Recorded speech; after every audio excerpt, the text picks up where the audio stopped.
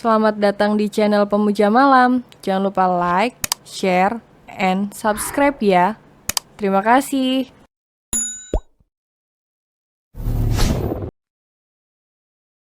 Chapter 52 Pengagum Rahasia. Pukul 12 tengah hari, Ale tiba di perusahaan Baros. Karena Ale pernah bekerja di perusahaan itu, tak membuatnya kesulitan untuk mendapat akses naik langsung ke ruangan Leo, meskipun belum ada yang tahu perihal pernikahannya dengan big boss perusahaan tersebut. Namun sekali lagi Ale dengan mudah diizinkan oleh pihak keamanan. Semua karena pesta beberapa waktu lalu. Leo yang mengenalkannya di pesta itu sebagai calon istri. Pastilah para karyawan yang hadir sudah tahu siapa dirinya. Angga, katakan Leo pergi kemana? Keluar negeri mana? Tanya Ale tak sabaran. Padahal Angga baru saja membuka pintu ruangan. Angga meminta Ale untuk duduk terlebih dulu. Pria itu pun tak tahu harus memulai dari mana. Maaf, Ale, aku tidak tahu Tuan Leo pergi kemana. Ale berdecak. Jangan bohong, Angga, aku yakin kau tahu. Ale menatap tajam, mengintimidasi Angga agar pria itu mau berkata jujur. Sungguh, aku tak tahu. Jawabnya lagi sambil memalingkan wajah ke arah lain. Ale menarik nafas lalu menghembuskannya perlahan. Baiklah, aku tidak akan memaksamu. Aku yakin kau punya alasan yang kuat. Hingga tak bisa mengatakan yang sebenarnya. Ale tersenyum getir. Kalau begitu aku permisi. Ale beranjak dari duduknya. Kemudian melangkah kembali ke pintu keluar. Angga gegas ikut keluar. Dia tak tahan melihat raut kesedihan di wajah Alexandra. Terserahlah apa yang nanti Leo lakukan padanya. Yang pasti sekarang Angga akan memberitahu Ale kemana tuannya itu pergi. Namun langkah Angga tiba-tiba terhenti saat melihat pemandangan di depannya. Kedua orang tua Leo sepertinya baru saja keluar dari lift dan langsung berpapasan dengan Alexandra, menantu mereka. Tak terdengar apa yang mereka bicarakan, namun ketiganya masuk ke dalam lift bersama-sama. Angga mengurungkan niatnya untuk mengejar Ale. Pria itu kembali ke ruangannya. Apa kamu ada masalah dengan Leo, nak? Tanya Mom Inara. Ketika mereka sudah duduk di sebuah kafe tak jauh dari perusahaan. Tidak, Mom. Jawab Ale singkat. Dia pun meneguk minuman yang dipesannya beberapa kali.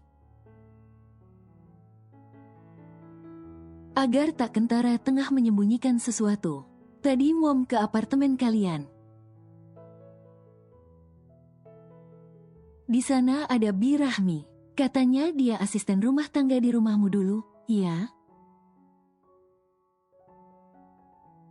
Ale mengangguk pelan. Iya, Mom. Leo yang meminta Bi Rahmi untuk tinggal bersama kami di apartemen. Ale berharap Bi Rahmi tak memberitahu bahwa Leo pergi sejak kemarin. Ada yang ingin Dad bicarakan dengan suamimu, tapi nomornya tidak aktif. Sepertinya ponsel Leo mati sejak kemarin. Apa kamu tahu alasannya? Tanya Dad Peter pada menantunya. Memang benar. Kemarin malam Dad Peter 2 kali mencoba menghubungi putranya. Ada sesuatu yang ingin dibicarakan dengan Leo mengenai perusahaan. Leo tak pernah seperti itu. Apapun keadaannya, atau apapun masalah yang tengah dia hadapi, Leo tak pernah sengaja untuk mematikan ponselnya. Mom Inara menambahkan. Ale menunduk. Cairan bening kembali memburamkan penglihatannya. Ale tak tahu harus memberikan jawaban seperti apa. Dari banyaknya pertanyaan sekarang, kenapa tidak ada satupun yang bertanya apa Ale baik-baik saja? Wanita itu menghembuskan nafas lelah. Sekali lagi harus kembali menahan bulir itu agar tak sampai jatuh. Leo pergi ke luar negeri, Dad, Mom. Ale menjawab dengan nada setenang mungkin. Padahal dadanya seakan mau meledak. Sesak. Nanti kalau sudah pulang aku akan sampaikan. Suara Ale tertahan bersama rasa sakit yang semakin meluas di dalam dada. Mom Inara dan Dad Peter yang sudah banyak pengalaman hanya mengangguk saja. Mereka tahu bahwa ada yang tak beres dengan anak dan menantu mereka. Tapi sebelum mereka bercerita dengan sendirinya, baik Dad Peter maupun Mom Inara tak akan bertanya lebih lanjut. Kamu sudah makan? Tanya Mom Inara. Ale menggeleng. Dia tak mungkin berbohong dengan mengatakan sudah makan. Sebab cacing di perutnya sudah 2 kali berbunyi. Dan sepertinya itu dinotis oleh Mom Inara. Sebenarnya bukan hanya itu yang membuat Mom Inara bertanya. Tapi pias di wajah Ale tak bisa disembunyikan. Meski menantunya sudah menutupi dengan polesan make up. Wajah pucatnya tetap terlihat. Makanan sudah terhidang di meja. Mom Inara memesan seporsi salad lengkap dengan jus sayuran favoritnya. Sementara suami dan menantunya memesan menu yang sama, roti lapis alias sandwich. Ada pahit yang mencekik saat Ale memasukkan 1 gigitan roti lapis itu ke dalam mulutnya. Bukan lantaran kualitas makanan itu sudah buruk, namun karena baru roti itulah satu-satunya makanan yang masuk ke mulutnya sejak kemarin. Tak terasa tetesan air mata jatuh di pipinya. Buru-buru Ale menghapus agar tak ketahuan. Kamu menangis? Tanya Mom Inara panik. Tidak Mom. Ini softlandsku kering. Jadi terasa sedikit perih. Ale beralasan. Ale lalu mengeluarkan botol kecil berisi cairan untuk matanya dari dalam tas. Perlahan meneteskan matanya dengan isi di dalam botol tersebut. Semua Ale lakukan agar Mom Inara tak curiga. Mom Inara menatap sedih sekaligus penasaran. Kenapa menantunya itu menutupi sesuatu yang sepertinya sangat menyakitkan untuk ditahan. Padahal Mom Inara jelas sangat bersedia untuk menjadi tempat curhat segala duka yang Ale rasakan. Makan siang pun selesai.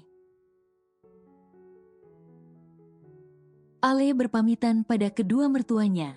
Cukup lama Mom Inara memeluk menantunya. Semoga masalahmu dan Leo cepat selesai, ucap Mom Inara masih dalam posisi memeluk Alexandra. Ale mematung. Ale merasa dirinya tak pandai dalam hal menutupi masalah. Baik dedinya sendiri maupun Mom Inara dan Dad Peter langsung tahu bahwa dia dan Leo sedang mengalami ujian rumah tangga. Jika terlalu berat, ceritakan. Mom akan menjadi pendengar yang baik untukmu. Sambung Mom Inara lagi sambil mengusap punggung Ale lembut. Rasa sesak di dadanya semakin kuat.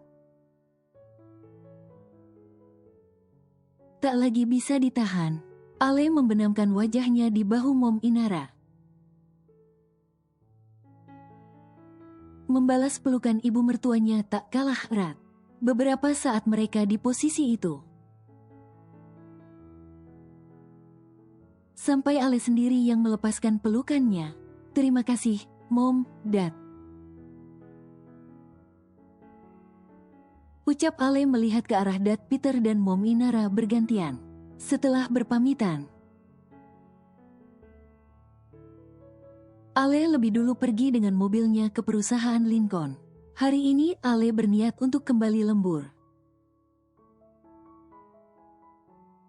Agar tak ada waktu untuk berdiam diri, yang ujung-ujungnya akan membuat wanita itu terus memikirkan Leo.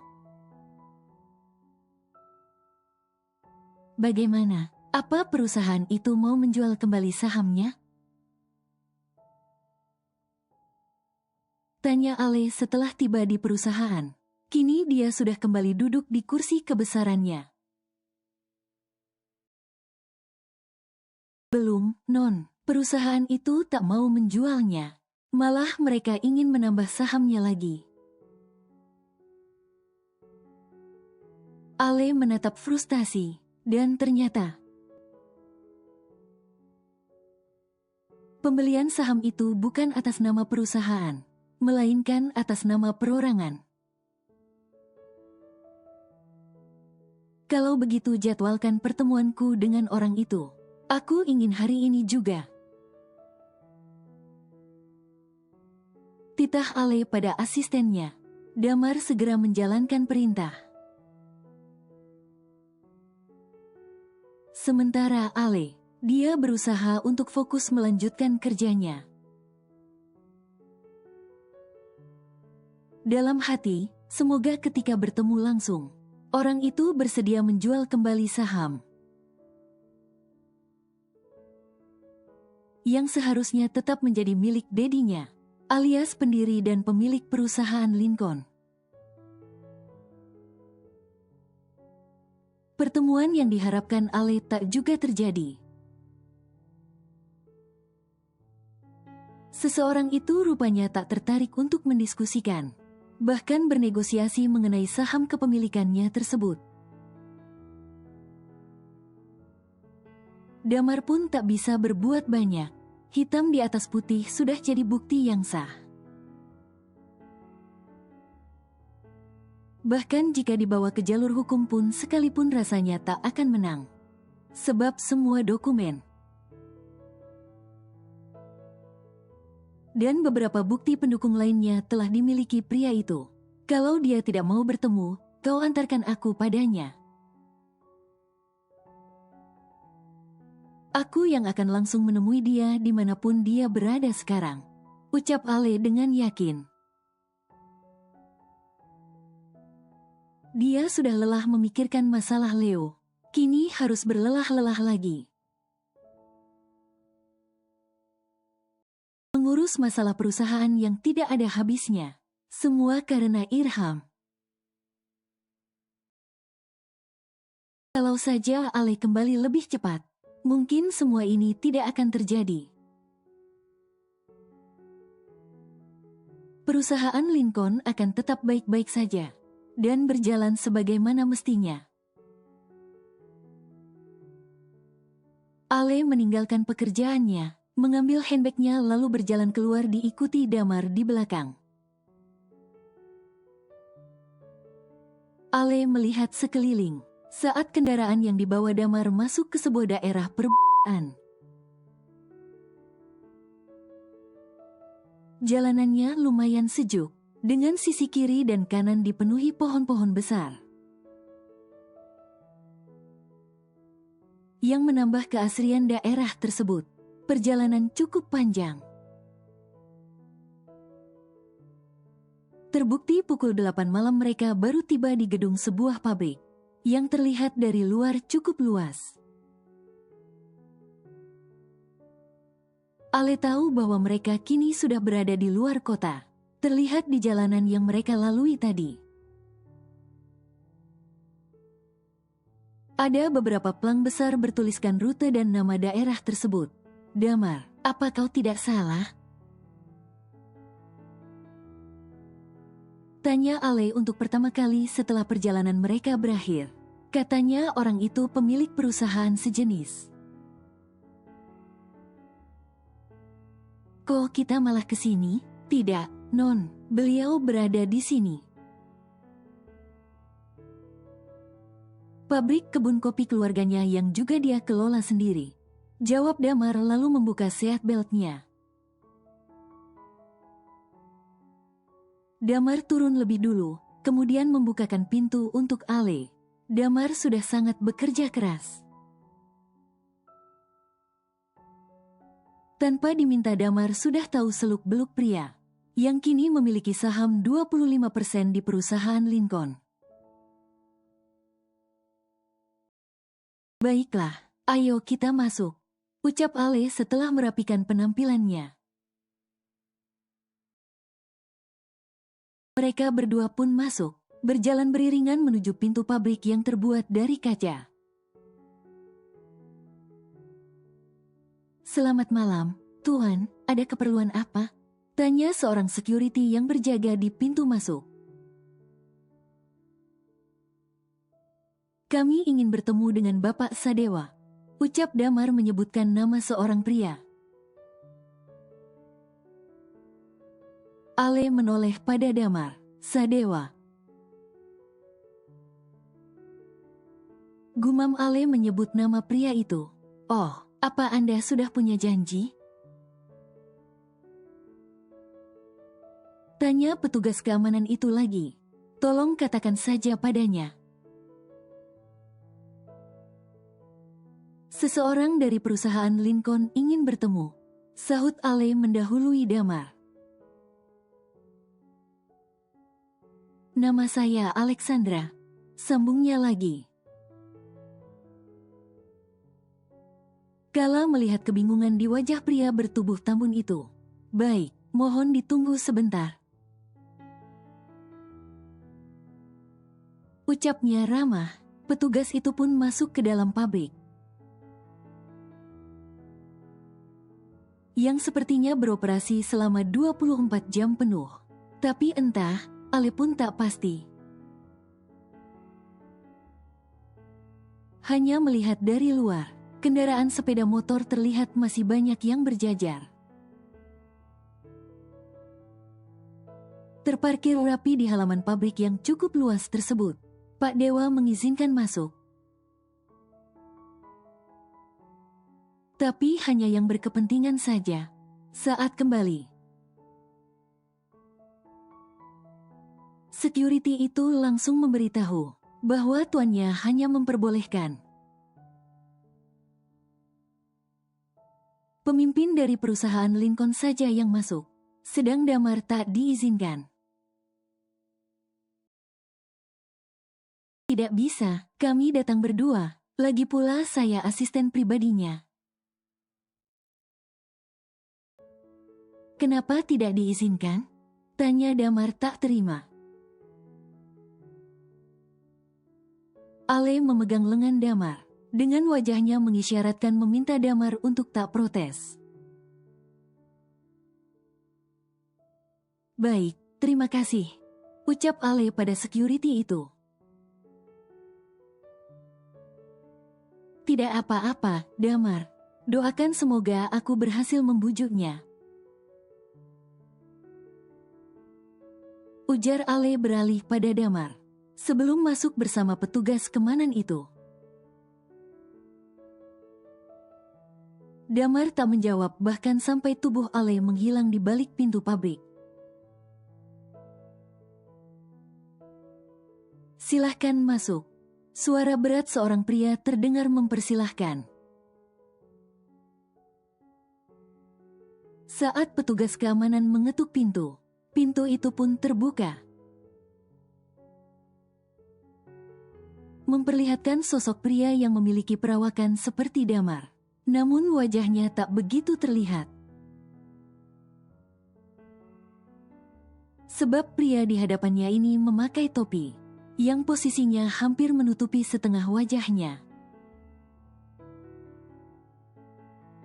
Pakaian yang dikenakan pun terkesan santai.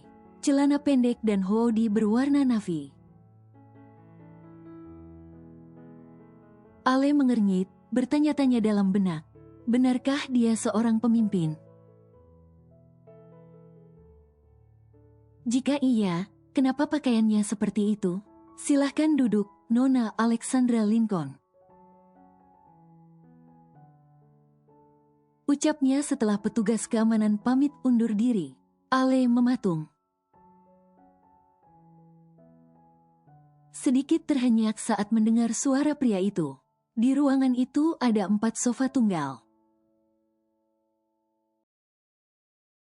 Yang semuanya mengelilingi meja kaca yang berada di tengah. Ale memilih duduk di sofa yang menghadap langsung ke pintu ruangan. Maaf jika kedatangan saya mengganggu aktivitas Anda. Ale memulai pembicaraan. Anda pasti tahu alasan saya datang sejauh ini untuk menemui Anda. Pria itu menatap Ale dari balik topi baseball berwarna hitamnya. Ya, saya sudah mendengar semuanya dari asisten Anda. Tapi Anda pun sudah mendengar bukan? Bahwa saya menolak tawaran yang Anda berikan itu? Ale meremas tas yang kini sudah berada di pangkuannya. Jujur saja, Ale belum pernah ada di posisi ini. Takut, cemas dan sedikit ada perasaan ingin menyerah. Merasuki hati dan pikirannya sekarang. Kenapa? Sungguh Ale ingin tahu alasan apa yang membuat pria itu mempertahankan saham tersebut.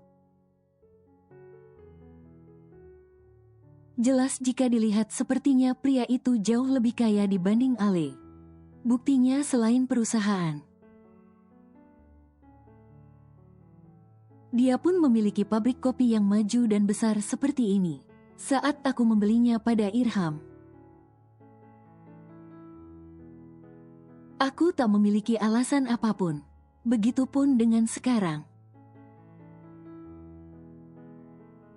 Aku tak punya alasan apapun untuk menjualnya padamu.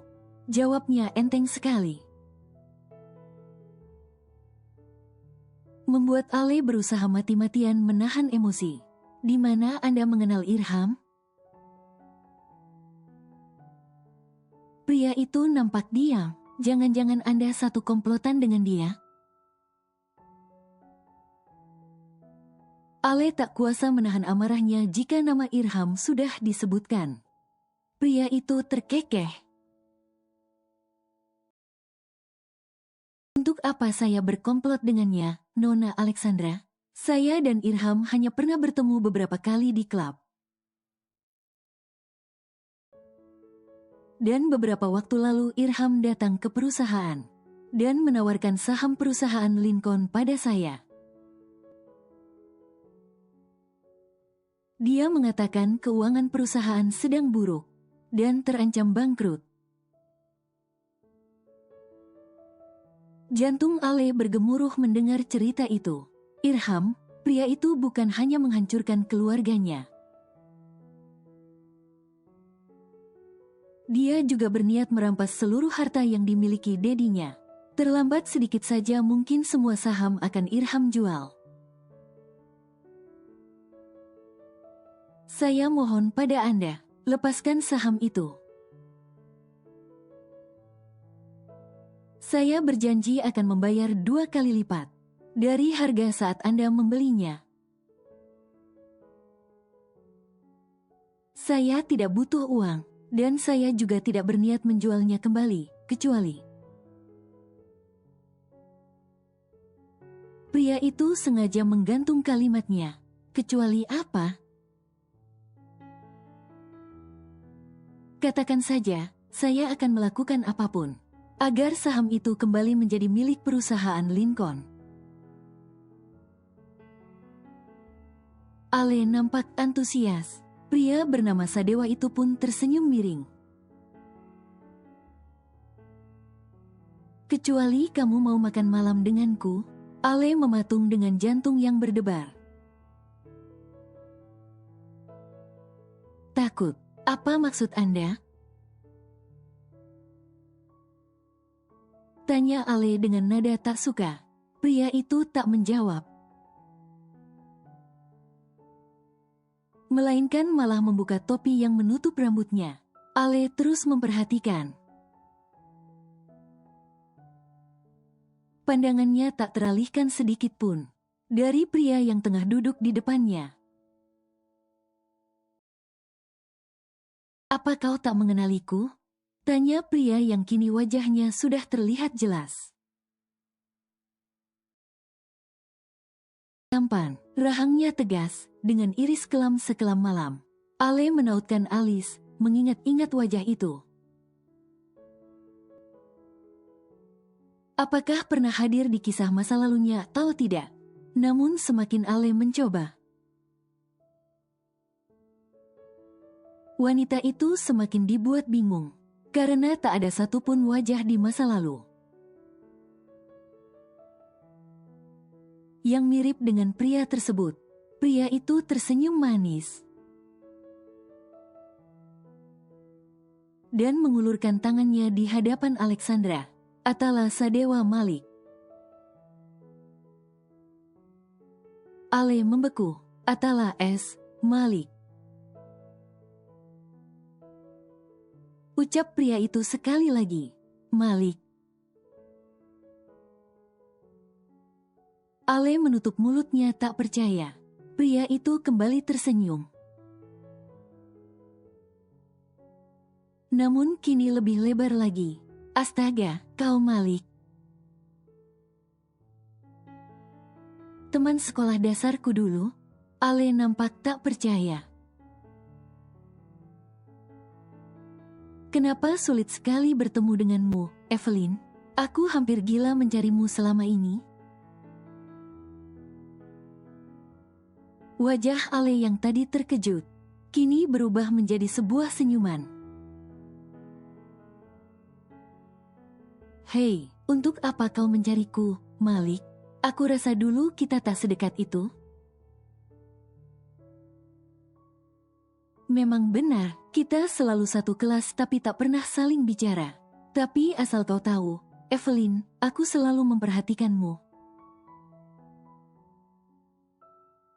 Melihatmu dari kejauhan, karena dulu aku tak berani untuk mengajakmu bicara lebih dulu. Petik 2. Ale terdiam, sebagai seorang wanita dewasa. Tentu Ale tahu arti kalimat panjang yang pria itu ucapkan.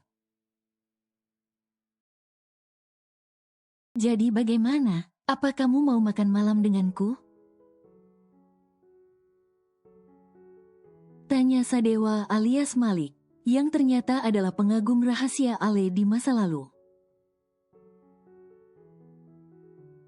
Asal kau bersedia menjual saham itu lagi padaku, makan malam denganmu sepertinya tak terlalu buruk.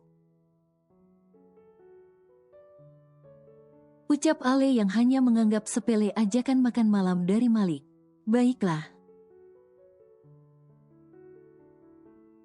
Malik menggoyangkan tangannya yang mulai pegal, karena Alexandra belum juga menyambut jabatan tangannya. Ale terkekeh kecil, lalu menyambut dan segera berjabatan tangan dengan Malik. Aku akan menghubungimu. Kau tinggal datang saja. Nanti orangku akan menjemput. Ale menggeleng. Tidak perlu, Malik. Aku akan datang sendiri. Kau tentukan saja tempatnya, ucap Ale tanpa beban.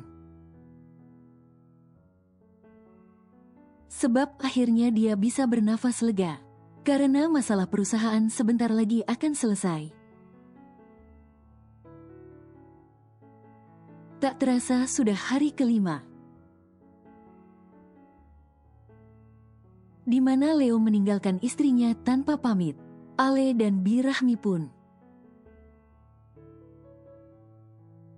telah kembali tinggal di kediaman Lincoln sejak 2 hari lalu. Aku tak akan melakukan apapun lagi yang berkaitan denganmu, gumam Ale malam itu. Malam terakhirnya berada di apartemen Leo. Di kamar pria itu Ale menangis sesenggukan. Saat itu Ale baru sampai di apartemen hampir jam 3 pagi. Puluhan pesan sudah Ale kirim sejak Leo pergi. Namun tak satu pun pesan itu terkirim. Malam itu masih dengan kondisi lelah. Dan bahkan belum membersihkan diri. Ale mulai mengemasi semua pakaiannya, memasukkannya ke dalam koper satu persatu. Memastikan agar tak ada yang tertinggal. Sebab ini kali terakhir Ale berada di apartemen tersebut. Jika ini akhirnya, maka berakhirlah. Leo tak memberikannya kesempatan untuk bicara. Untuk apa dipertahankan? Hanya akan membuat mereka semakin terluka. Lagi pula, sefatal apa kesalahan Ale hingga Leo menghukumnya seperti ini? Apa wanita itu selingkuh? Apa dia tertangkap basah tidur bersama laki-laki lain? Tentu tidak, bukan. Ale tak mungkin melakukan hal bejat seperti itu. Bayangkan, jika Leo ada di posisi Ale. Sehancur apa Leo jika ditinggal pergi olehnya tanpa pamit seperti ini? Bahkan sejauh ini, Ale hanya bertahan karena dedinya. Jika menuruti ego, Ale pun ingin sekali pergi sejauh mungkin untuk menenangkan diri, menata hatinya lagi dari awal. Pasti membutuhkan waktu yang jauh lebih lama, sebab hubungannya dengan Leo juga jauh lebih serius dibanding masa lalunya saat dengan Yuta. Ale menyerah. Malam itu Ale menangis hingga menjelang pagi. Tak tidur sama sekali dan langsung mengajak Bi Rahmi untuk kembali ke kediaman keluarga Lincoln. Mereka berangkat pagi sekali bahkan sebelum matahari terbit. Dan setelah malam itu, tak ada lagi rentetan pesan yang Ale kirim. Meskipun sampai detik ini, tak ada malam yang tak diisinya oleh air mata. Sementara itu semenjak kepulangannya dari rumah sakit, keadaan Tuan Zack semakin membaik. Dan sesekali pria tua itu menemani putrinya ke perusahaan, hanya untuk menghilangkan kebosanannya. Namun sampai detik ini Tuan Zack belum tahu apa yang terjadi pada Nyonya Sophie. Damar maupun Bi Rahmi dilarang keras oleh Ale, mengatakan apa yang terjadi pada ibu tirinya tersebut. Sebab Ale tahu resikonya sangat besar, apalagi menurut dokter yang merawat dedinya. Jantung Tuan Zack tak bisa bertahan lagi. Jika sampai ada yang membuatnya shock seperti waktu itu. Apa hari ini Dad akan ikut lagi ke kantor? Tanya Ale di sela-sela sarapan pagi mereka. Dad Zack menggeleng. Tidak, hari ini Dad hanya ingin istirahat saja. Petik 2. Ale mengangguk pelan. Ya, Dad memang harus banyak istirahat. Jangan melakukan apapun. Jaga kesehatan. Ale memegang satu tangan Dad Zack yang berada di atas meja. Dia sudah bertekad untuk menebus waktu mereka yang terbuang selama ini, dengan selalu berada di sisi Dadnya. Bahkan 2 hari terakhir Ale tak lagi lembur bekerja. Dia pulang tepat waktu. Hanya demi menghabiskan sisa hari bersama dedinya. Banyak yang mereka bincangkan. Ale bercerita semua yang dia alami. Bagaimana dia bisa menjadi wanita yang mampu berdiri di atas kakinya sendiri hingga detik ini. Bahkan cerita tentang Yuta pun tak luput menjadi bahan obrolan ayah dan putrinya tersebut.